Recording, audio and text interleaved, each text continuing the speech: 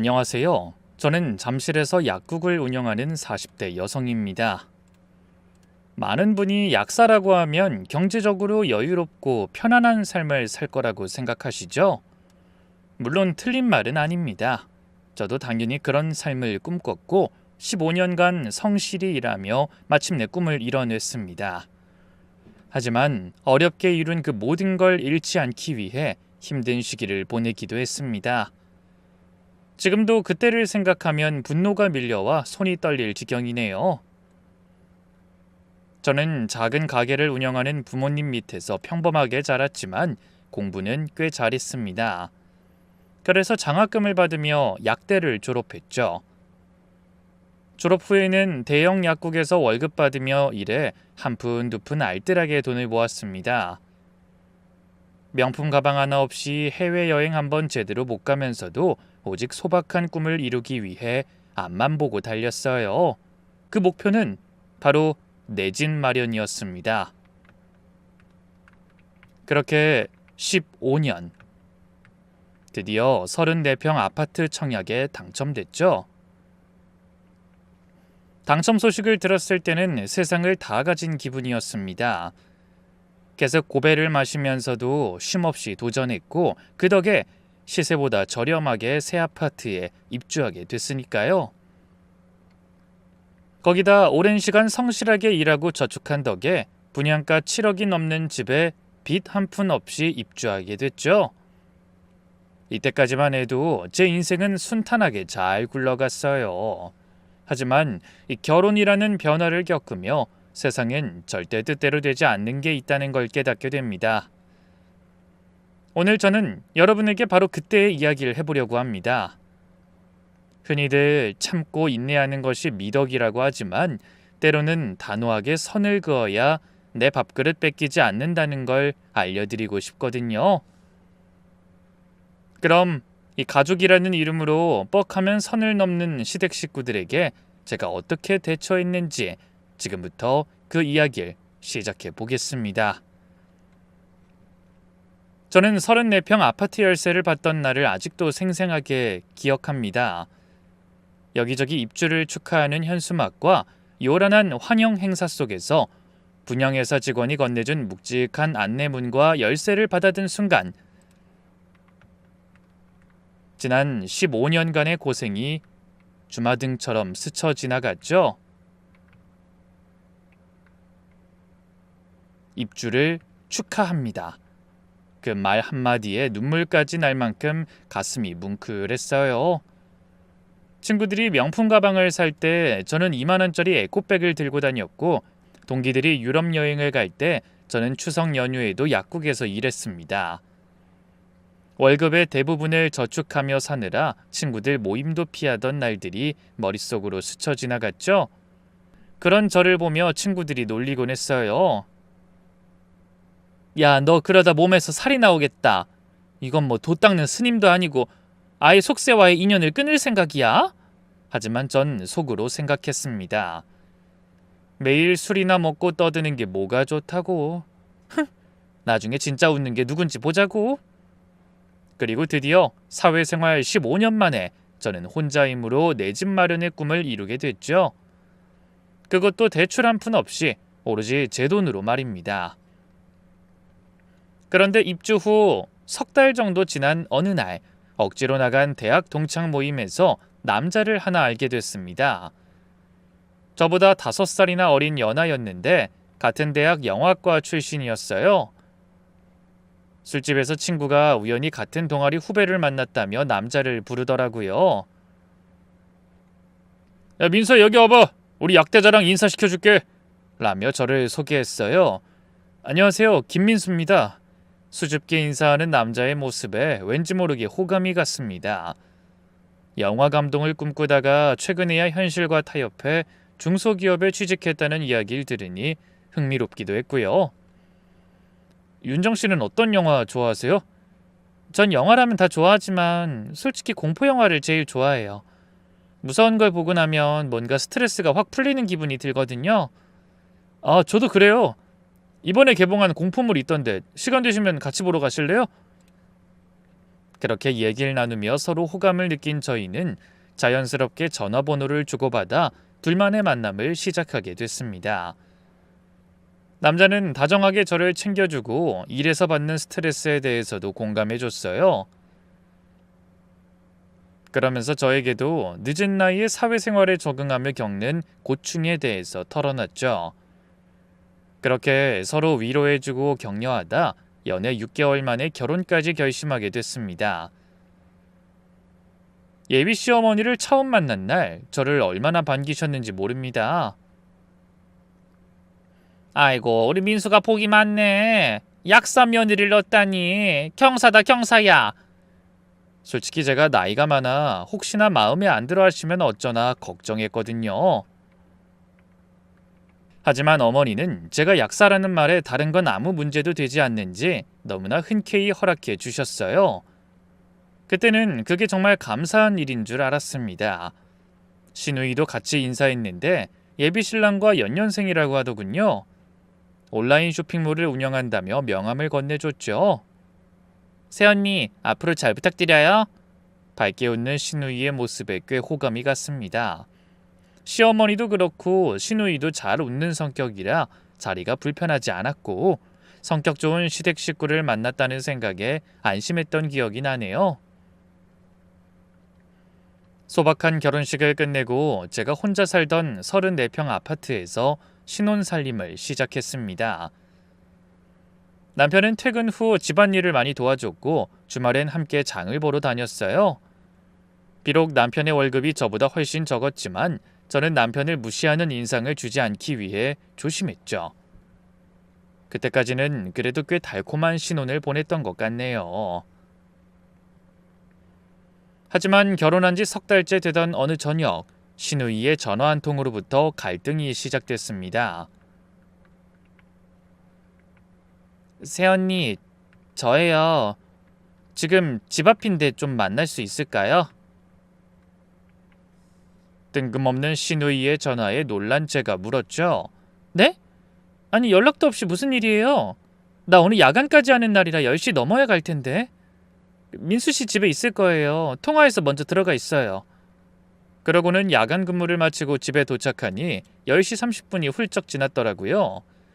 그런데 현관에 시누이가 끌고 온 캐리어 2개가 나란히 놓여 있었어요. 저는 놀라서 물었죠. 아니 아가씨, 갑자기 이 짐은 뭐예요? 무슨 일 있어요? 언니, 나 이제 어떡해요? 그러더니 시누이가 갑자기 엉엉 울기 시작했습니다. 저는 어안이 벙벙해 씻지도 못하고 그런 시누이를 달래줬죠. 조금 마음을 진정시킨 시누이가 그간의 일을 털어놨습니다. 쇼핑몰이 망했어요. 재고떨이하고 나니 빚만 3천만 원 남는 거 있죠. 오피스텔도 월세였는데 보증금도 빚 갚는데 다 썼고 저 이제 갈 곳이 없어요.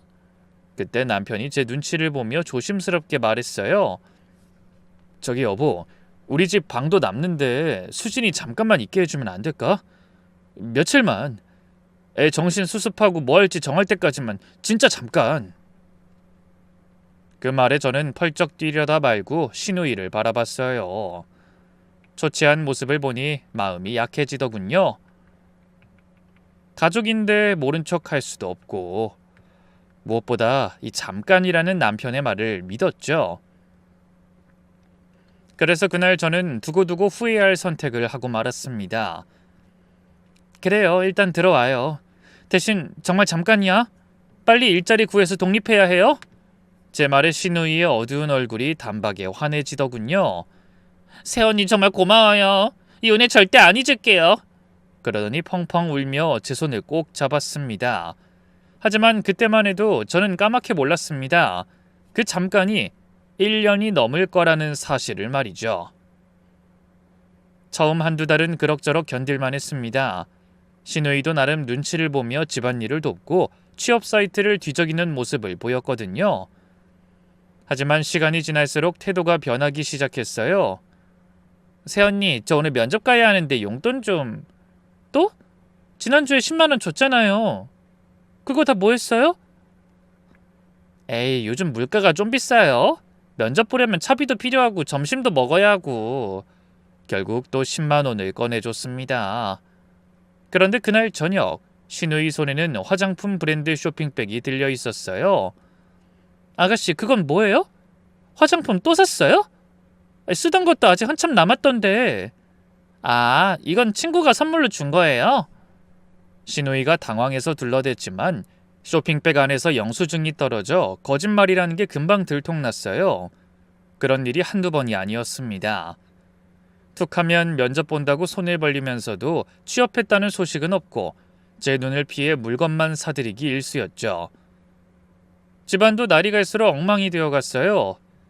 낮에 집에 혼자 있으면서 거실을 어지럽히고 제가 사둔 식재료를 마음대로 먹어치웠습니다.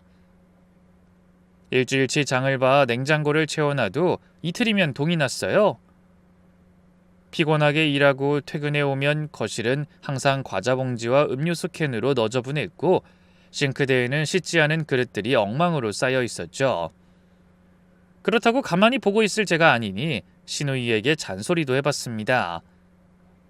아가씨, 이게 뭐예요? 먹었으면 설거지는 좀 해놔야 하는 거 아니에요? 아, 안 그래도 하려고 했는데 깜빡 잠드는 바람에 어제 자기소개서 쓰느라고 늦게 잤거든요. 신우이는 자기소개서 쓰느라 못 잤다고 하지만 거짓말이었어요. 지난밤 늦게까지 핸드폰 보면서 낄낄거리는 걸 제가 들었거든요. 아무리 잔소리를 해도 신우이는 달라지는 게 없었어요. 기분 나쁘면 달라질까 해서 심하게 성질도 내봤지만 이건 성격이 좋은 건지 눈치가 없는 건지 늘 대답만 잘하고 똑같았습니다. 결국 참다 못한 제가 남편에게 싫은 소리를 하게 됐죠. 자기야, 아가씨 좀 어떻게 해봐. 요즘은 집에 와도 청소하느라 쉴 수가 없잖아. 자기 눈엔 우리 집 엉망인 게 안 보여? 어? 아, 좀 지저분하긴 하지? 좀 지저분해? 거실이랑 주방이 폭탄 맞은 수준인데 그런 말이 나와? 자기도 요즘 야근한다고 매일 늦고 나만 죽겠다고. 미안해, 다시 얘기해 볼게. 그리고 청소는 내가 주말에 한꺼번에 싹 할 테니까 조금만 더 참아줘. 남편은 항상 미안하다는 말만 반복했습니다. 하지만 정작 신우이 앞에서는 제대로 뭐라 한마디 하지도 못하더군요. 남매 사이가 각별한 건 알겠는데 그래도 선은 지켜야 하는 거 아닌가 싶어 슬슬 화가 나기 시작했어요. 6개월쯤 지났을 때 저는 신우이에게 최후 통첩을 했습니다. 아가씨, 여기서 지내는 건 이번 달까지만이에요. 다음 달부턴 지낼 곳 얼른 알아봐요. 네? 아이, 새언니 조금만 더. 이번에 정말 괜찮은 회사에 지원했어요. 꼭 출근하기 시작하면 몇 달 돈 모아서 꼭 나갈게요. 그 말이 몇 번째예요? 나도 많이 참았어요. 이제 그만해요. 그런데 바로 다음 날 시어머니에게서 전화가 왔습니다. 얘야, 수진이가 많이 힘들어하던데 가족끼리 그렇게 매정하게 굴면 되겠니? 네 남편 동생이면 네 동생이나 마찬가지인데 너무 그렇게 매몰차게 굴지 말아라. 황당했습니다. 신우이가 자기가 한 짓은 쏙 빼고 제가 나가라고 한 것만 일러바친 모양이었죠. 그렇다고 나이도 한참 많은 제가 신우이 잘못을 하나하나 나열하는 것도 우스워 보일 것 같아 그냥 용건만 말하기로 했습니다. 어머니, 저희도 신혼인데 언제까지 아가씨를 데리고 있어야 해요? 아이, 그래도 집이 34평이나 되는데 방 하나 빌려주는 게 그렇게 어려운 일이니? 아, 약 사면 돈도 잘 벌 텐데 그렇게 야박하게 굴면 복이 안 들어오는 거야. 그 말을 듣는 순간 뭔가 불길한 예감이 들었습니다. 제 능력과 직업을 너무 당연하게 이용하려고 한다는 생각이 들었거든요. 하지만 못 나간다는 신우이를 머리채 잡고 끌어낼 수도 없는 일이었죠. 그래서 어쩔 수 없이 기다리다 보니 어느덧 1년이라는 시간이 흘렀습니다. 신우이는 그동안 취업하긴커녕 점점 더 뻔뻔해져만 갔어요. 잔소리 한번 하면 사나흘 반짝 정신 차린 척 굴다가 며칠 지나면 똑같아지길 반복하더군요. 심지어 하루는 집에 들어오다 기겁했어요. 현관에 못 보던 남자 신발이 있어서 고개를 기웃거리며 들어오니 낯선 남자를 끌어들여 TV 앞에서 부둥켜 안고 영화를 보고 있더라고요. 저는 깜짝 놀라서 물었습니다. 아가씨, 지금 뭐 하는 거예요? 어머, 새언니 일찍 왔네요? 인사하세요. 제 남자친구예요. 저 데려다 주러 왔다가 잠깐 물 마시러 들른 거예요. 하지만 제가 싸늘한 눈빛으로 그런 두 사람을 바라보자 남자가 슬슬 눈치를 보며 겉옷을 주섬주섬 챙겨들고 나가더군요. 저는 간신히 남은 이성을 끌어모아 남자에게 인사하고 돌아서서 신우이를 바라봤습니다. 아가씨, 이제 하다하다 집에 남자까지 끌어들여요? 에이, 언니, 뭘 그렇게 예민하게 굴어요. 내가 무슨 고등학생도 아니고. 당연히 남자 좀 만날 수 있고. 그럼 서로 집에 놀러도 가고 그러는 거죠.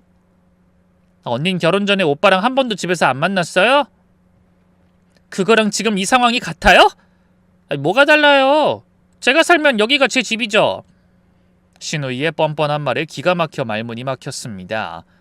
그런데 씩씩거리며 물을 마시러 주방에 들어갔다 기절할 뻔했어요. 스파게티를 해먹으려 했는지 온 주방 바닥에 토마토 소스가 칠갑되어 있고 냄비가 새카맣게 타 있더라고요. 저는 결국 인내심의 한계를 느끼고 소리쳤습니다. 야! 주방이 이게 뭐야? 너 진짜 혼나볼래? 그땐 정말 아가씨고 뭐고 딱이라도 한 대 올려붙이고 싶은 심정이었어요. 어머, 언니 지금 뭐라고 했어요? 신우이한테? 야? 네가 대접받을 짓을 해야 대접을 해주지! 물만 마시러 왔다며 주방은 왜 이 꼴인데? 그건 그 오빠가 스파게티 해준다고 해서. 알았어, 내가 치우면 되잖아. 제가 반말을 하자 신우이도 눈을 똑바로 뜨고 반말로 대꾸하더군요. 전 어이가 없어 헛웃음이 나왔어요. 지금 나하고 한판 해보자는 거야? 왜? 반말하니까 편하고 좋은데 뭐? 새언님 반말하는데 나만 꼬박꼬박 존대하란 말이야? 하, 그래. 어디 네 마음대로 해봐라. 어차피 오늘 이후로 더 볼 일 없을 거다. 저는 방으로 달려가 신우이가 들어올 때 가지고 왔던 여행 가방에 옷가지와 화장품을 마구마구 구겨 넣었어요. 그 모습을 본 신우이가 기겁하며 소리쳤죠. 새언니 지금 뭐 하는 거야? 신우이를 내쫓기라도 하겠다는 거야? 그래, 나가. 여긴 엄연히 내 집이야. 내가 1년이나 참아줬으면 됐지. 얼마나 더 참으라는 거야? 더는 못해. 당장 나가. 그런데 그때 현관문이 열리며 남편이 들어왔습니다. 두 여자가 서로 죽일 듯이 소리 지르는 모습에 놀란 남편이 방으로 들어와 저를 말리며 말했죠. 자기야, 왜 그래? 내가 미안하다고 했잖아. 저는 눈에서 불을 뿜으며 남편을 향해 외쳤어요. 미안? 자긴 할 말이 그거밖에 없어? 맨날 조금만 더, 조금만 더. 이제 못 믿어. 참아주는 것도 한계가 있다고. 눈이 있으면 주방 꼴을 좀 봐. 아가씨가 이제 이 집에 남자까지 끌어들여서 난리를 쳐놨다고.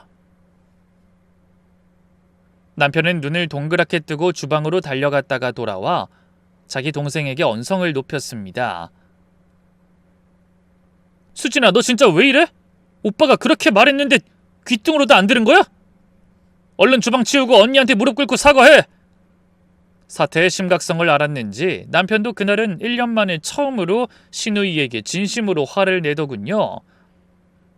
그런 자기 오빠를 보더니 갑자기 신우이가 눈물을 뚝뚝 흘리며 말했습니다.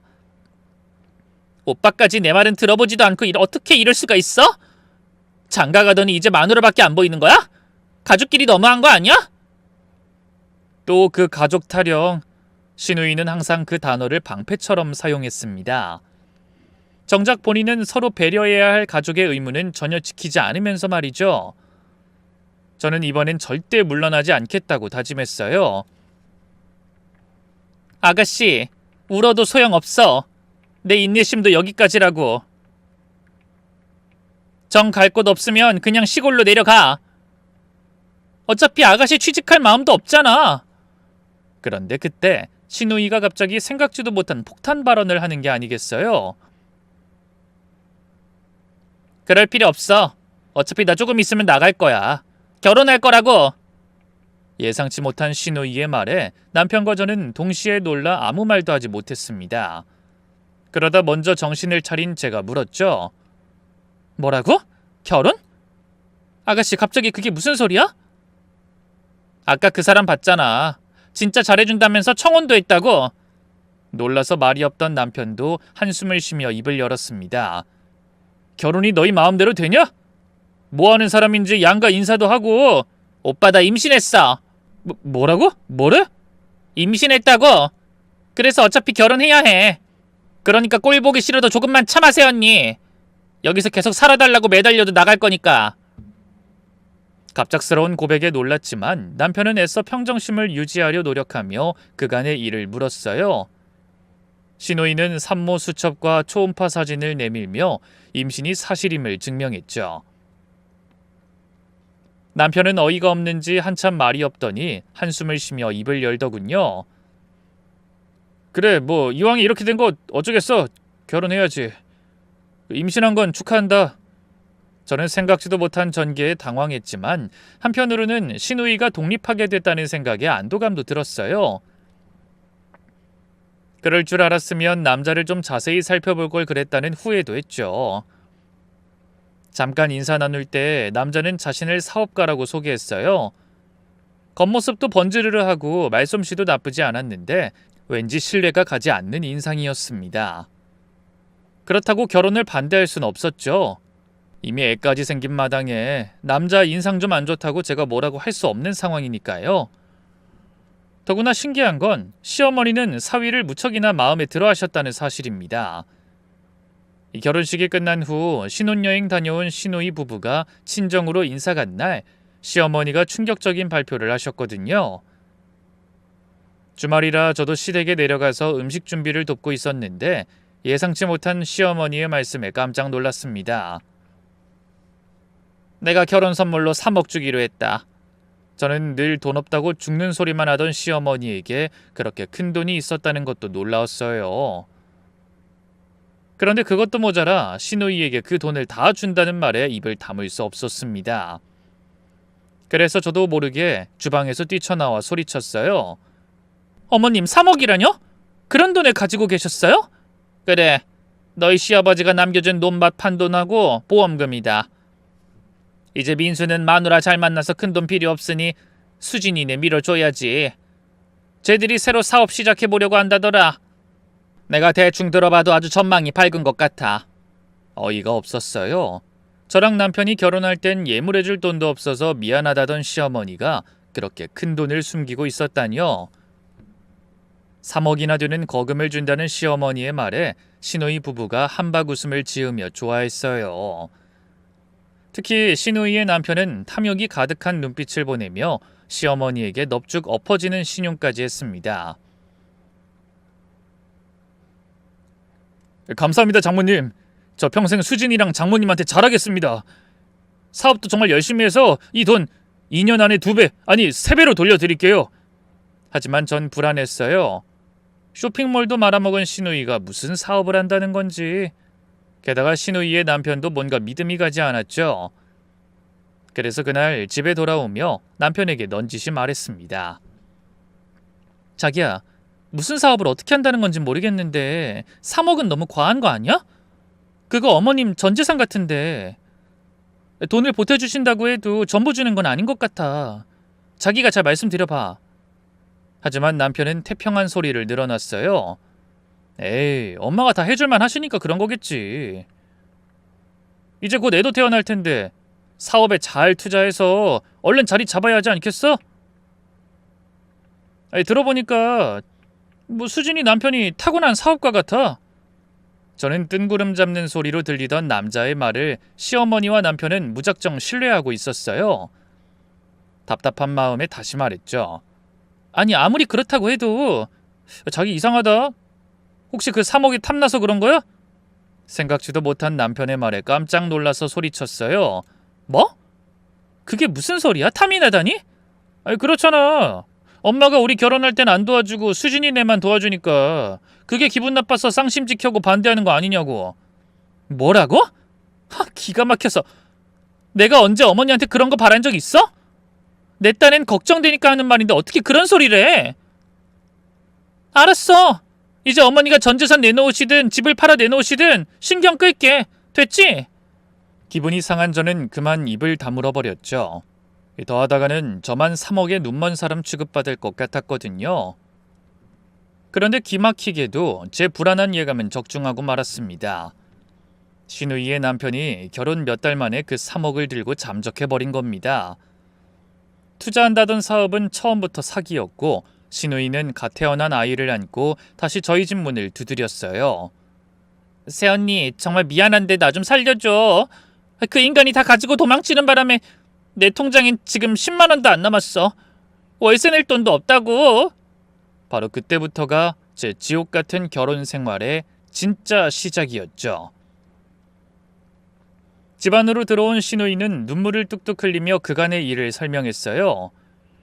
저는 서툰 손길로 아이를 안아달래고 사색이 된 남편이 신우이에게 자초지종을 물었습니다. 도대체 어떻게 된 거야? 경찰에 신고는 했어? 했는데 글쎄 그 인간이 사기 전과 7범이래. 잡아도 돈은 다 써서 돌려받을 수 없을 확률이 높고. 남편은 동생과 조카를 안쓰럽게 바라보더니 한숨을 쉬며 저에게 말했습니다. 여보, 우리가 도와줘야 해. 저 어린애가 무슨 죄야? 저도 갓난아이를 보니 마음이 약해지긴 했지만 예전 일을 떠올리며 선을 분명히 그어야겠다고 생각했어요. 일주일이야. 그동안 대책 세워. 어머님한테 가든지 다른 방법 찾든지. 엄만 나 때문에 전 재산 날리셨잖아. 지금 고시원에 계시는데 어떡해?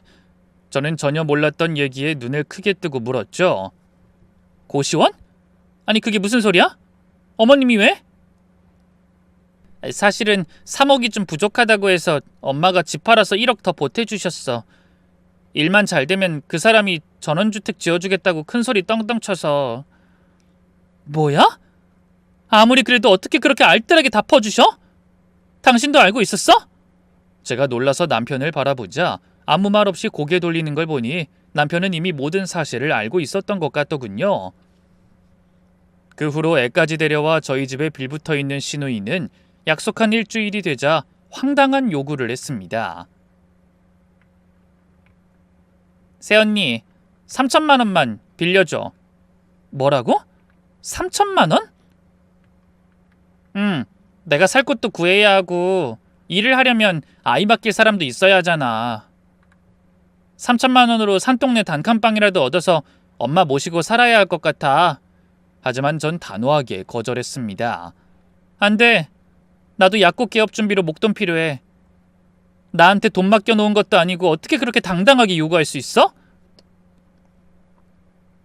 새언닌 돈 잘 버는 약사잖아. 신우이가 이렇게 궁지에 몰렸는데 정말 이럴 거야? 내가 일해서 번 돈은 내 돈이지 아가씨가 당연하게 요구할 돈 아니라고. 그렇게 사람 잘 알아보고 결혼했어야지. 온 가족이 이게 무슨 꼴이야? 누군 이렇게 될 줄 알았어? 그러지 말고 제발 좀 도와줘. 신우이는 울면서 매달렸지만 전 내키지 않았어요. 게다가 그맘때 저도 약국을 개업해 독립하려고 상가를 알아보는 중이라 목돈이 필요했습니다. 주고 싶어도 여유가 없었죠. 신우이가 울면서 방으로 들어가고 바로 시어머니에게서 전화가 왔습니다. 예, 수진이 돈 좀 해줘라. 애까지 데리고 걔가 어떻게 살겠니?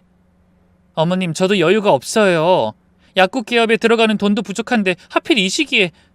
그래도 가족인데. 넌 집도 있고 약사로 돈도 잘 버는데 왜 그렇게 인색하니? 나도 네가 이렇게 냉정하니 멀쩡한 아들 집 놔두고 고시원에 사는 거 아니야. 네가 싫어할 게 뻔해서. 돈 잘 버는데 인색하다는 소리에 화가 났지만 꾹 참았습니다. 약사라고 해서 돈이 하늘에서 떨어지는 게 아닌데 왜 전부 제 돈을 당연하게 생각하는지 억울하더라고요. 그래도 모르면 몰랐지 시어머니가 고시원에 계신다는 걸 알게 된 이상 그냥 모른 척할 수가 없더라고요. 신우이가 애랑 저희 집에 계속 눌러 앉을까봐 걱정도 됐고요. 그래서 어쩔 수 없이 상가 보증금 하려고 준비해둔 돈에서 3천만 원을 뚝 떼어 신우이에게 건넸습니다. 아가씨, 내가 아가씨 사정 봐주는 것도 이게 마지막이야. 그러니까 이 돈으로 꼭 방 얻어서 어머니 모셔. 어머니가 애 봐주시면 무슨 일이든 할 수 있을 거야. 신우이는 그런 제 손을 잡고 눈물을 흘리며 거듭 인사했죠. 새언니 고마워. 진짜 고마워. 나 이번엔 정말 정신 차리고 잘 살게. 그래도 그간 미운정이 들어서 그런지 신우이가 정신 차리겠다는 말이 반가웠어요. 남편도 고마워했고요. 고마워 자기야. 제발 이제 수진이도 정신을 좀 차렸으면 좋겠다. 이번에 마지막이라고 했으니까 알아들었겠지. 이제 애도 있는데 예전처럼 정신 못 차리게 하겠어?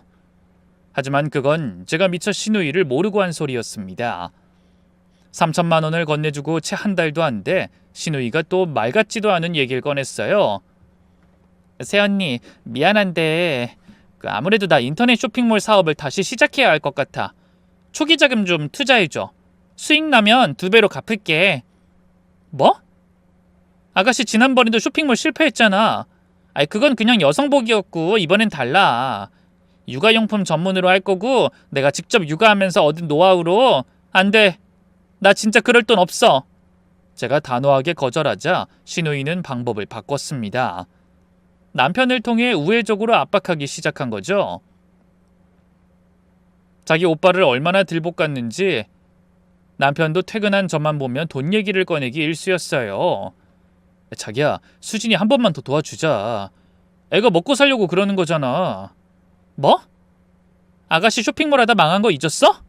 근데 또 무슨 말이 되는 소리를 해. 정 돈을 벌고 싶으면 취직을 하면 되잖아. 취직하려고 어머니 모시겠다고 해서 보증금까지 해줬는데 이제 와서 뜬금없이 무슨 쇼핑몰이야.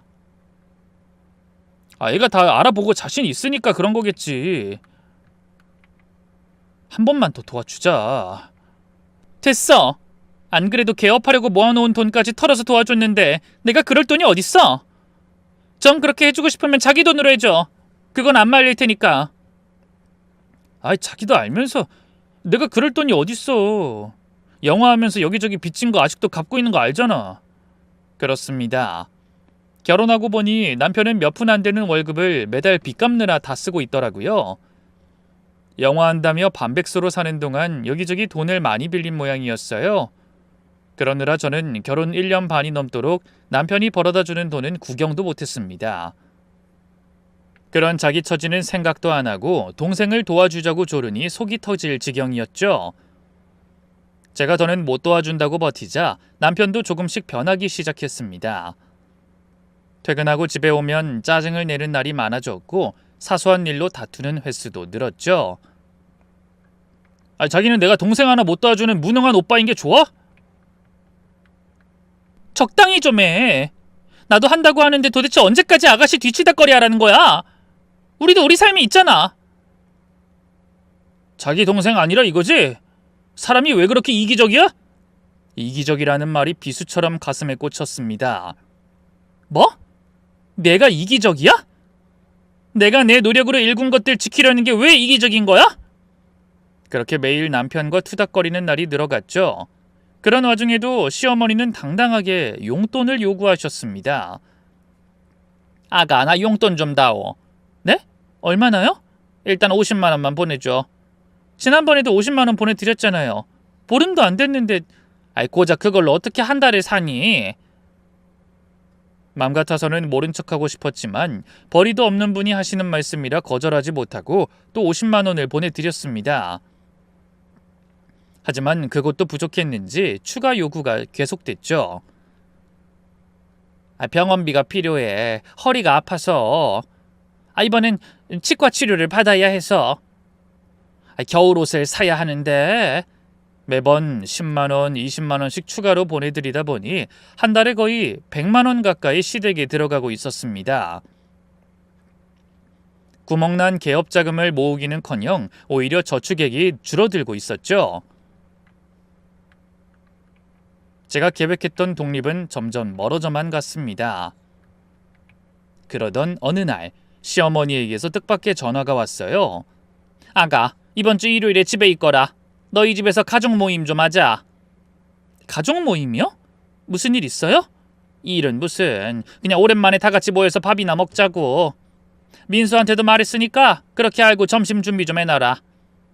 뭔가 불길한 예감이 들었지만 일단 알겠다고 대답했습니다. 며칠 후 시어머니와 시누이가 아기를 안고 집으로 찾아왔어요. 또 돈 얘기를 꺼내려는 게 아닐까 불안했는데 웬일인지 별말이 없더라고요. 새언니, 오늘 맛있는 거 해줄 거지? 안 그래도 아가씨 좋아하는 해물탕 끓이려고 준비했어. 와, 언니 해물탕 오랜만에 먹어보겠네? 시어머니와 남편, 시누이 누구 하나 그날 저에게 돈 얘기를 꺼내질 않았어요. 그런데 저는 왠지 그게 더 불안하더군요. 그래서 부엌에서 음식을 준비하면서도 거실에서 들리는 소곤거리는 소리에 신경이 쓰였습니다. 세 사람이 머리를 맞대고 뭔가 진지하게 얘기하고 있었거든요. 하지만 음식하고 상 차리느라 정신이 없어 바깥일에 참견할 겨를이 없더라고요. 시어머니는 전에 없이 기분이 좋아 보이셨고 시누이는 입에 침이 마르도록 음식을 칭찬했어요. 역시 새언니, 약사하지 말고 해물탕집 했으면 대박 났을 거야. 아니, 어쩌면 이렇게 국물이 시원해? 난 솔직히 해물탕만큼은 엄마가 해주신 것보다 새언니가 해준 게 더 맛있어. 그러게 말이다. 공부 잘해서 약사까지 된 애가 뭔 음식 솜씨도 어쩌면 이렇게 좋아? 예빈수야, 네 마누는 뭐 하나 버릴 게 없다. 우리 집 복덩이야. 가뜩이나 낯뜨거운 칭찬에 어떤 표정을 지어야 할지 모르겠는데 남편이 한술 더 뜨더라고요. 아이, 그럼요. 전 진짜 매일 이 사람한테 큰절하고 싶어요. 개업하려고 모아놓은 돈까지 뚝 떼어 수신이 도와주고 어머니 용돈도 선뜻 보내드리잖아요. 볼 것 없는 저한테는 진짜 과분한 사람이죠. 세 사람의 행동이 너무 수상해 칭찬이 곧이 들리지 않았어요. 아니, 이 인간들이 멀쩡한 밥 먹고 왜 헛소리를 해? 무슨 꿍꿍이가 있는 것 같은데. 속으로 그렇게 생각했지만 겉으론 그저 마지못해 웃었죠. 그러다 시어머니가 먼저 자리를 털고 일어나셨어요. 오랜만에 얼굴 보고 만난 점심 먹었으니 우린 그만 가보마. 네? 이렇게 가시는 거예요? 정말 뭐 달리 할 말이 있어서 오신 거 아니에요? 제가 불안한 마음에 묻자 시어머니가 빙그레 웃으며 대답하셨죠.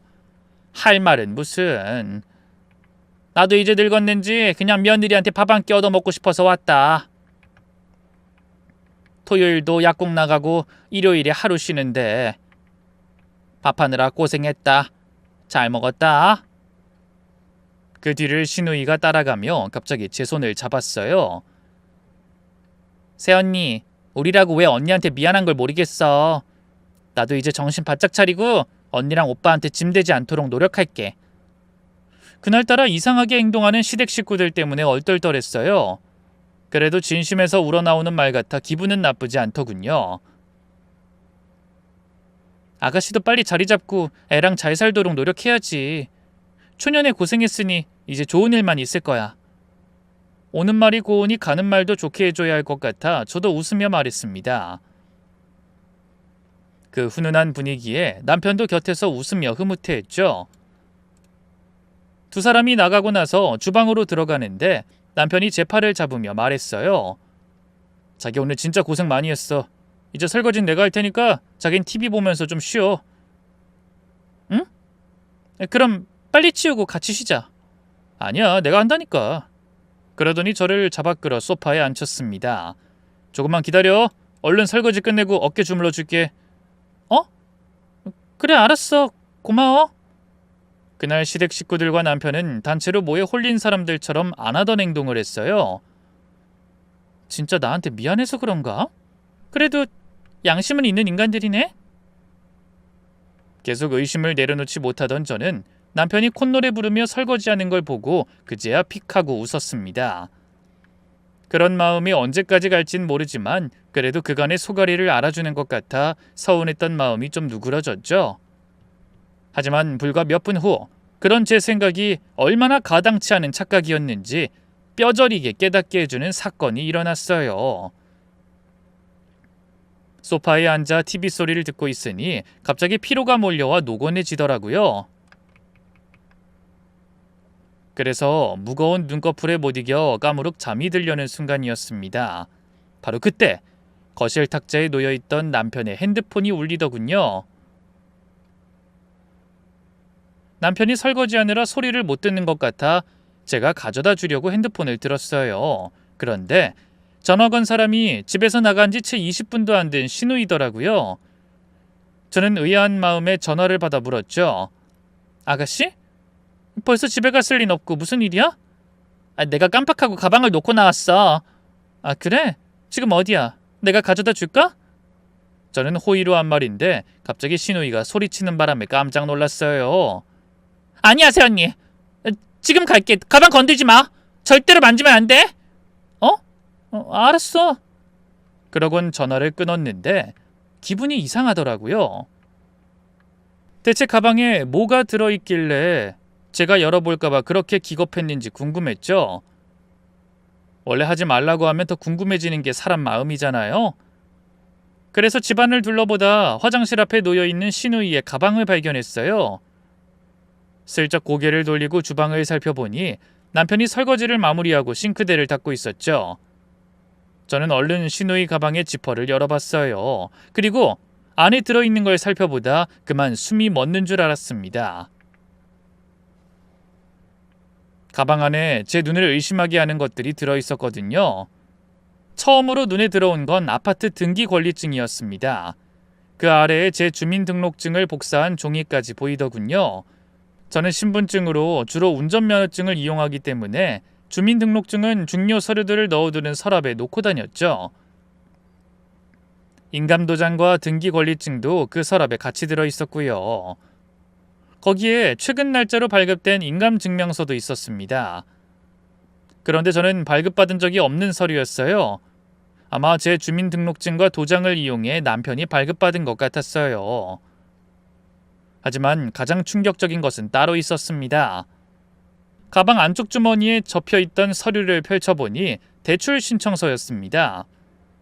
제 아파트를 담보로 한 대출 신청서였는데 신청인 칸에는 남편의 이름이 적혀 있었어요. 그리고 담보 제공을 위한 동의서에는 제 이름이 적혀 있고 인감도장까지 찍혀 있더군요. 손이 떨려서 서류를 제대로 들고 있을 수가 없었습니다. 시댁 식구들이 저 몰래 제 집을 담보로 대출을 받으려고 한 겁니다. 그것도 제 도장과 주민등록증을 훔쳐서 말이죠.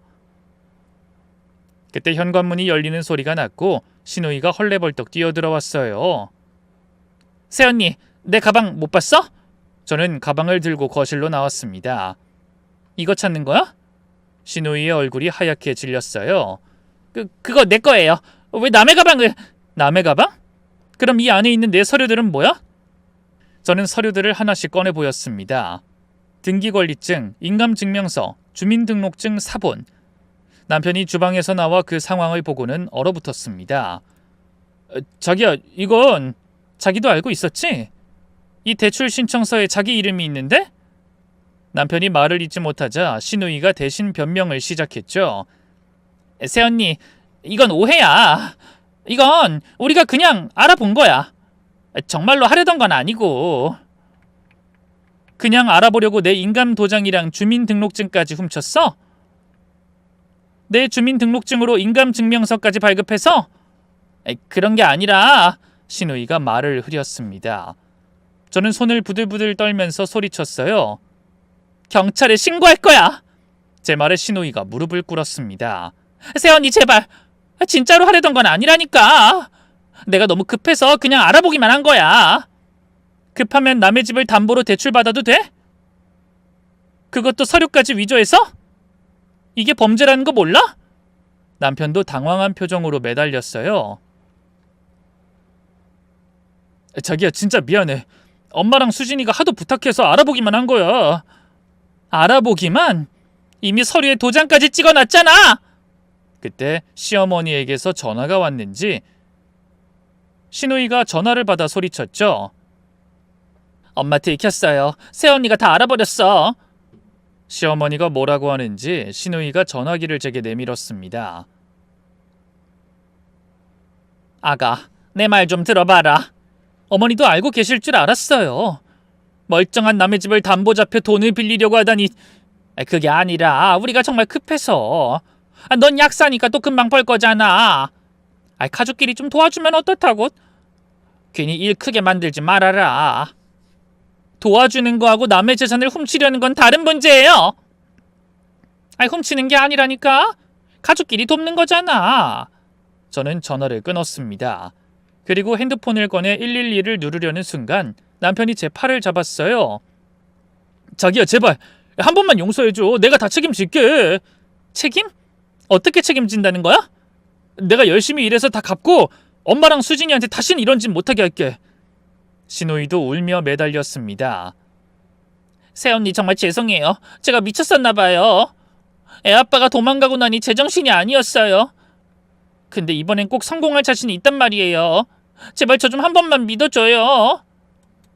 매일 저에게 반말을 찍찍해대던 신우이도 그제야 바짝 긴장했는지 존댓말을 써가며 다급하게 매달렸죠. 하지만 전 냉정하게 말했습니다. 당장 이 서류 내가 보는 앞에서 다 찢어버리고 등기 권리증 내놔! 그리고 이 시간 이후로 다신 내 앞에 나타나지 마. 새언니, 그렇지 않으면 바로 경찰에 신고할 거야. 절도, 문서 위조, 사기, 모든 처벌 가능한 건 다 고소할 거니까 알아서 해. 서슬퍼런 제 말에 신우이는 가방에 든 서류를 다 꺼내놓고 울면서 나갔습니다. 남편은 소파에 주저앉아 머리를 감쌌죠. 저는 그런 남편에게 치를 떨며 소리쳤어요. 당신이 어떻게 이럴 수가 있어? 내가 그렇게 만만해 보였어? 아니야, 그게 아니라 엄마가 너무 부탁해서. 수진이도 애 데리고 고생하고 그래서 내 뒤통수 치고 등에 빨대 꽂으려고 했니? 남편은 한숨만 쉴 뿐 대답하지 못했습니다. 다음날 저는 중요한 서류들을 모두 은행 대여금고로 옮겼어요. 그리고 집 현관 비밀번호도 바꿨죠. 남편에겐 새 비밀번호를 알려주지 않았습니다. 자기야, 나도 이 집 주인인데. 주인? 말 같지도 않은 소리 하고 있네. 당신도 당장 나가! 남편은 바닥에 무릎을 꿇고 비는 신용을 하며 말했습니다. 수진이가 애랑 어떻게든 살아보려고 하는데 사업자금이 필요하다고 했어. 근데 자기가 절대 돈을 안 빌려줄 테니까 다른 방법을 찾아야 한다고 엄마가 하도 울고불고 매달리시는 통에. 그래서 내 집을 노렸다는 거야? 처음에 나도 반대했어. 근데 엄마가 계속 장남이 너무 한심하다고.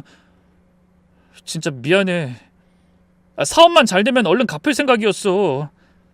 남편의 변명이 계속되는 동안 저는 차가운 현실을 직시했습니다. 제가 사랑했던 남편은 이제 없었어요. 그저 시댁 식구들의 조종을 받는 나약한 남자만 있을 뿐이었죠. 사업이 잘 된다는 보장이 어딨어? 그럼 말 같지도 않은 소리를 믿으라는 거야? 더는 듣고 싶지 않으니까 당장 나가! 자기야, 제발. 이제 당신이랑은 법원 앞에서 이혼서류 들고 만날 일밖에 없어. 계속 매달리면 경찰에 신고할 거야. 내가 못할 것 같아? 남편은 아무 말도 못하고 주섬주섬 짐을 챙겨 들고 나갔습니다.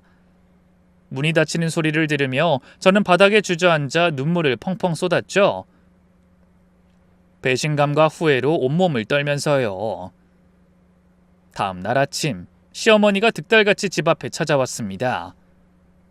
초인종을 계속 눌러댔지만 저는 문을 열어주지 않았죠. 예, 새아가 문 좀 열어봐라.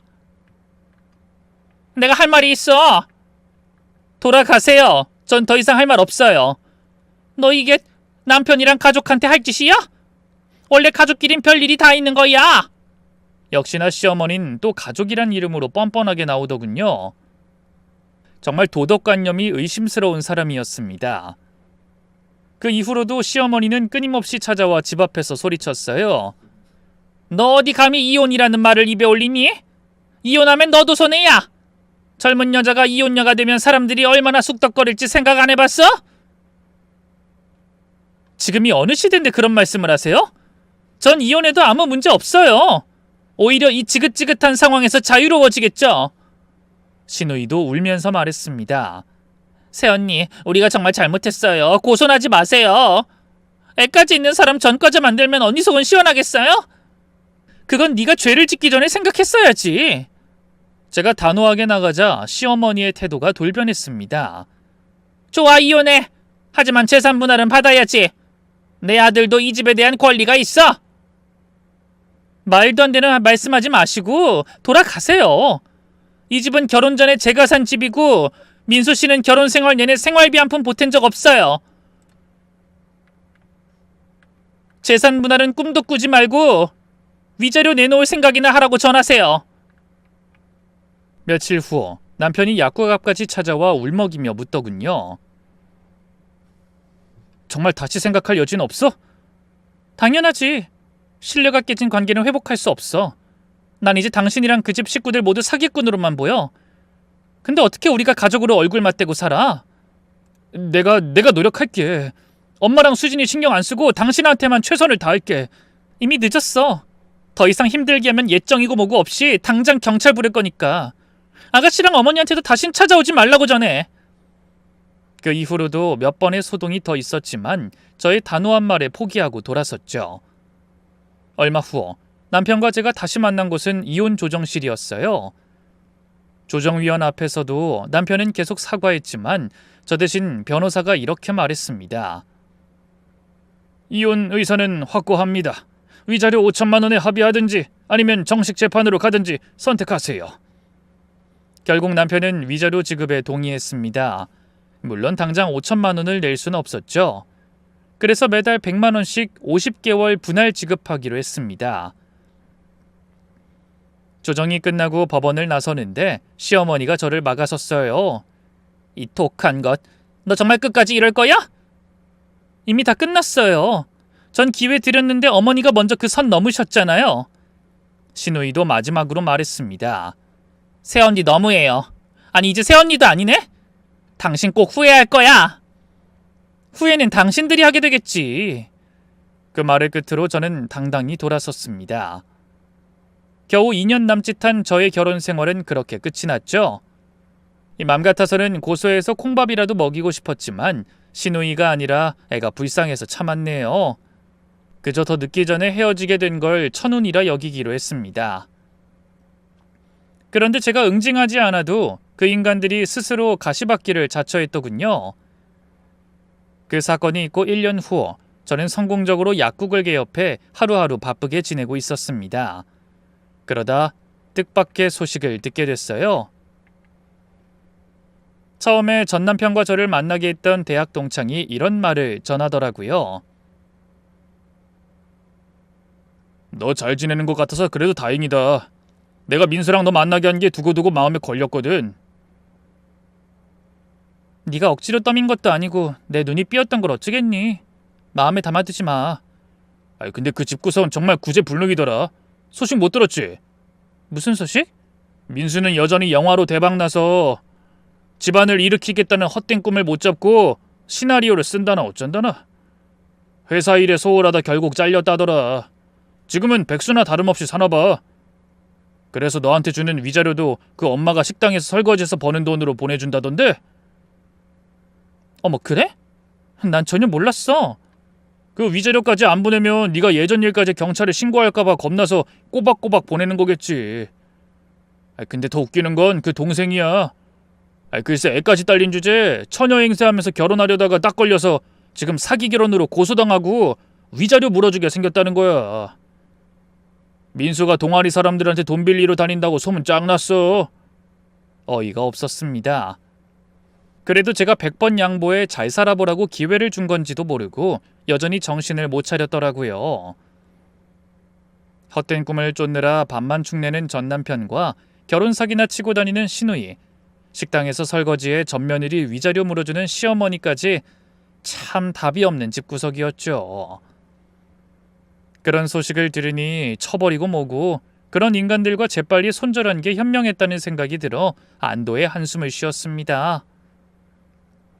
몇 달 후 약국 근처 카페에서 커피를 마시고 있는데 낯익은 사람이 지나갔어요.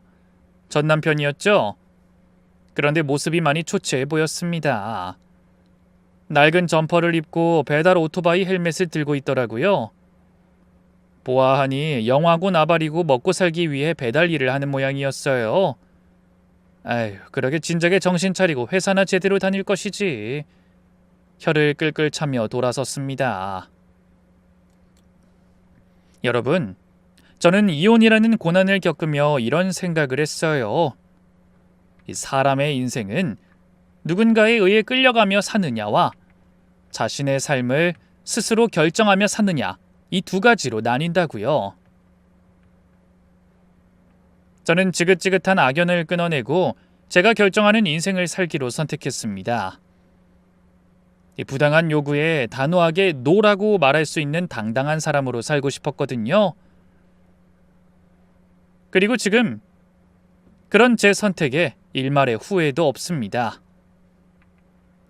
부디 여러분도 오늘 제 사연을 통해 자신의 삶을 돌아보고 내 삶의 주인공이 누구인가를 생각해보는 기회가 되셨기를 바랍니다. 아무리 가족이라 할지라도 여러분의 인생을 마음대로 주무르고 행복을 방해할 권리는 없으니까요. 그럼 오늘도 모두 당당하고 행복한 하루 보내시길 바라며 저는 이만 물러가겠습니다. 감사합니다.